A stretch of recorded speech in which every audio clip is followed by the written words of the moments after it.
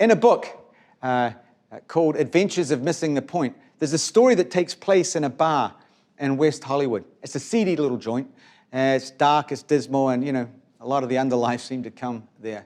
Well, at this bar, there's a guy named Freddie. Freddie, earlier that day, had robbed a store. And he was there, and he had a wad of cash, and he was going to have a good time. He was going to get drunk. He was going to find himself a girl. He was just going to enjoy everything that the bar could offer.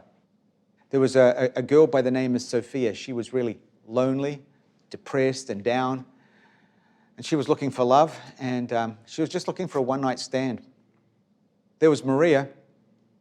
Maria had been at the Salvation Army ARC, this rehab, and she just checked out early. She'd given up, and she was looking for a hit. And then there was Marcus.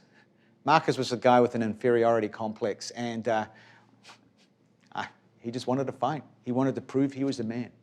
So you've got these four people that are in the bar, they're of the bar, they're immersed in the culture of the bar. And then you've got four others that came to the bar as well. But they were there for a completely different reason. They had a different mission, a different purpose. One of them was Jake. He was a detective, and he'd heard that this guy that had robbed a store might be at this bar, so he was going there to check them out. There was Jessica. Jessica was looking for her sister. Maria heard, just checked out of an ARC rehab and was just hoping to get her and talk her into going back, or just to keep her away from getting caught up in this addiction again. There was Kevin. Kevin's a journalist, and he heard that was a band playing that had been wanting to write a story on, so he was there to write a story on the band. And then there was Jose. Now, Jose, his brother had died of COVID, and he had a mask on, obviously, and he was handing out pamphlets and trying to tell people, hey, you need to wear a mask. It's not worth it. So here we had two completely different groups of people at the bar. Those who were totally immersed in it, and those who were there with a mission and a purpose and a reason. God has called us to be in the world, but not of the world. He has given us a mission and a purpose.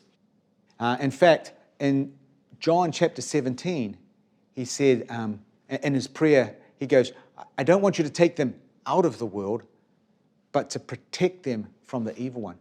And further on, Jesus said, I want them to do this so that they will be truly sanctified. Now, it's not too often we talk about holiness and going to a bar all in the same sentence. But what's Jesus saying? We are to be the salt and the light. We are to be in this world with a mission and a purpose to share His love, His goodness, and His kindness with others. We don't have to do it alone. He sends His Holy Spirit with us to guide us, to direct us, to give us strength. That's what He wants to do.